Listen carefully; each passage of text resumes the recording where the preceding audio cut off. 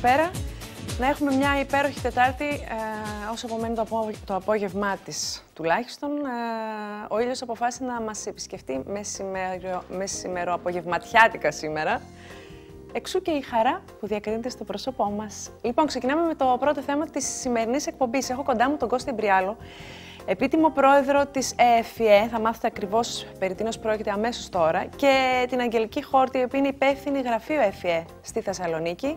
Πρόκειται όπως πάντα για δραστήρια παιδιά που πέρα από τα καθήκοντά τους τα επαγγελματικά έχουν κουράγιο, προσφέρουν, οργανώνονται, συσπυρώνονται, φυσικά με στόχο συνήθως τους πιο αδύναμους. Δεν ξέρω αν έχω πέσει μέσα αυτή τη φορά, Κώστα. Έχεις πέσει για μια φορά, Χριστίνα. Λοιπόν, πάμε τώρα για λότο, κατευθείαν. Μια χαρά. Ευχαριστούμε πάρα πολύ για την πρόσκληση. Εγώ ευχαριστώ. Δεν γίνεται. Να σου πω τι συμβαίνει όταν βλέπω τέτοια πρωτοβουλία από νέα παιδιά που θα μπορούσαν να επαναπαύονται στις σπουδές τους, που δεν είναι λίγο.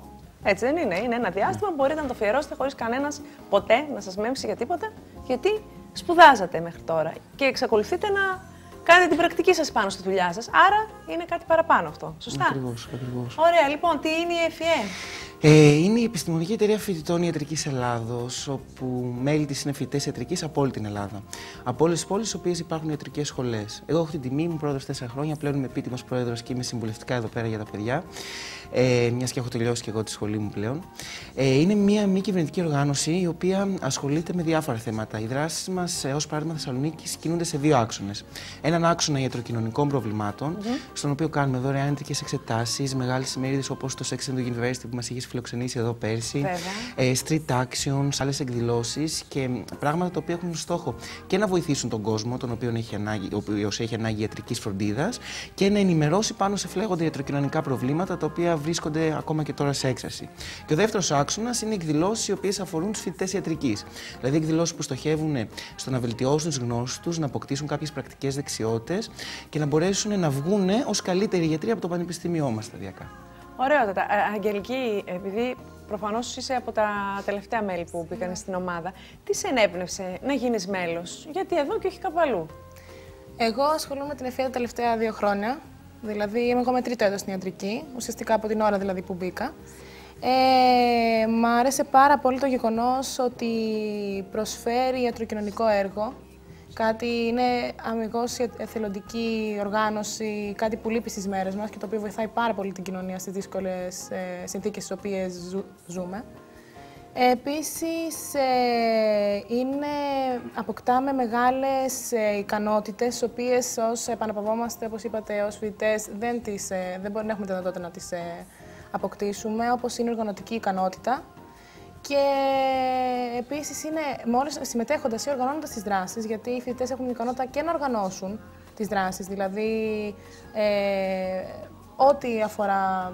Κάνετε όλα, δηλαδή σε εκδηλώσεις με κάποια ομιλία μπορούν να ξεκινήσουν προφανώς μέχρι το τέλος. Εκτός από την ενεργή ομάδα των 20-30 ατόμων που ασχολούνται, όλοι οι φοιτητές μπορούν να βοηθήσουν. Και να καλέσουν και τον κόσμο και να προωθήσουν τη σειρά των ομιλητών. Και να προωθήσουμε όλοι μαζί αυτό το event, αυτή την εκδήλωση ή οποιαδήποτε εκδήλωση μπορεί να κάνουμε. Και έχουν να κερδίσουν με αυτόν τον τρόπο πράγματα για το βιογραφικό τους, ώστε στη μετέπειτα πορεία τους, είτε μείνουν στην Ελλάδα είτε στο εξωτερικό, μπορούν να έχουν τα απαραίτητα προσόντα για να διεκδικήσουν πολύ καλές θέσεις αργότερα. Αυτό είναι πολύ σημαντικό, ναι. Μια και μιλάμε για κοινωνική ιατρική δράση, διάβαζα τις προάλλες, δεν ξέρω αν έπεσε στην αντίληψή σας για τον γιατρό αυτό, ο οποίος κυκλοφορεί στους δρόμους και βοηθάει τους απόρους. Βοηθάει τους απόρους χωρίς να το γνωρίζουν φυσικά και χωρίς ο ίδιος να διατυμπανίζει την δράση του, γιατί έτσι δεν είναι? Αυτά είναι σωστά πρότυπα. Αυτοί είναι σωστοί άνθρωποι οι οποίοι έχουν νιώσει τι θα πει εθελοντικό ιδεώδες και προχωράνε σωστά. Και έτσι θα πρέπει και αυτό προσπαθούμε να κάνουμε μέσα από την εταιρεία, να κινητοποιήσουμε και να ενεργοποιήσουμε τα παιδιά, να καταλάβουν τις ανάγκες του κόσμου και να μπορέσουν να ενστερνιστούν τα προβλήματά τους και να προσφέρουν, να βοηθήσουν. Ναι,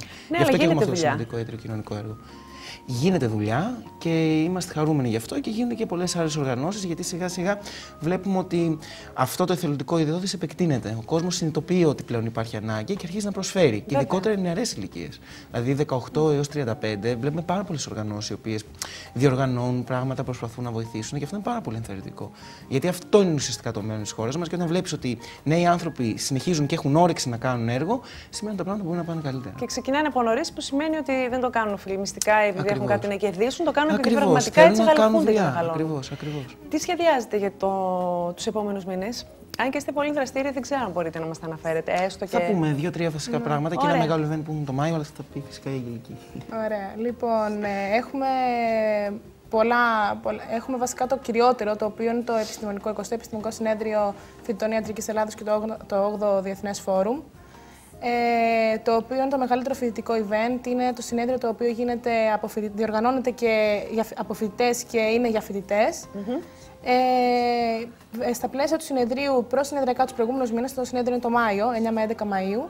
Προσυνεδριακά Μάρτιο και Απρίλιο έχουμε μια σειρά δράσεων, σεμιναρίων που αφορούν τους φοιτητές, όπως είναι η σειραφή τραυμάτων, αποκινητοποίηση μυοσκελετικού, δωρεάν ιατρικές εξετάσεις που θα γίνει για το κοινό, σεμινάριο πρωτοβοηθειών και ένα σεμινάριο νευροχειρουργικής. Το οποίο είναι εξειδικευμένο φυσικά για γιατρούς, για φοιτητές ιατρικής. Είναι εξειδικευμένο.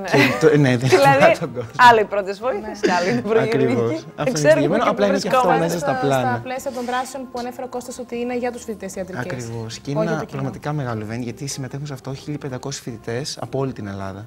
Και φοιτητές ιατρικής και φοιτητές από την οδοντιατρική και από το χημικό, από την κτηνιατρική, από το φυσικό. Έχουν δυνατότητα να έρθουν να παρουσιάσουν τις εργασίες τους, τη δουλειά τους, τις οργανώσεις τους και όλοι μαζί να συνεργαστούμε για να δημιουργήσουμε ένα ωραίο αποτέλεσμα. Είναι πραγματικά από άποψη πλήθους και συνέδρων το δεύτερο μεγαλύτερο συνέδριο στην Ελλάδα. Και είναι ιδιαίτερη χαρά δικιά μας που έχουμε την τιμή αυτή να το κάνουμε φέτος στη Θεσσαλονίκη. Γιατί κάθε χρόνο γίνεται σε διαφορετική πόλη από την Εφία. Μπράβο, ρε παιδιά. Ευχαριστούμε, Χριστίνα. Να είσαι καλά. Λοιπόν, δώστε μας όμως και έναν ιστότοπο, κάτι, μια πληροφορία για το πού μπορούμε να παρακολουθούμε τη δουλειά σας. Η υπεύθυνη γραφείων από εδώ. Ωραία. Μπορούμε να μας βρείτε είτε στο Facebook, σελίδα και στο group, Επιστημονική Εταιρεία Φοιτητών Ιατρικής Ελλάδος, Παράρτημα Θεσσαλονίκης, είτε στο site μας, το οποίο είναι www.fie.org.gr. Στο οποίο ανεβαίνουν τα πάντα. Όλες οι εκδηλώσεις που κάνουμε, είτε αφορούν φοιτητές ιατρικής, είτε αφορούν ιατροκοινωνικές εκδηλώσεις. Και σε περίπτωση που κάνουμε κάποιες δωρεάν ιατρικές εξετάσεις ή κάποιο άλλο έργο, κάποια συνεργασία με άλλους μη κυβερνητικούς φορείς, όπου στέλνουμε φοιτητές θεωρητικά για να βοηθήσουν, μπορούν και οι πολίτες που ενδιαφέρονται ή οποιοδήποτε άποροι, οποιοδήποτε άλλος να μπει, να βρει πληροφορίες για τις άλλες οργανώσεις ή για τους χώρους που θα πάμε να κάνουμε δωρεάν ιατρικές εξετάσεις και από εκεί και πέρα να έρθει σε εμάς για να κάνουμε το έργο μας. Φυσικά, στα γραφεία μας. Και στα γραφεία μας, ναι. Στην σχολή.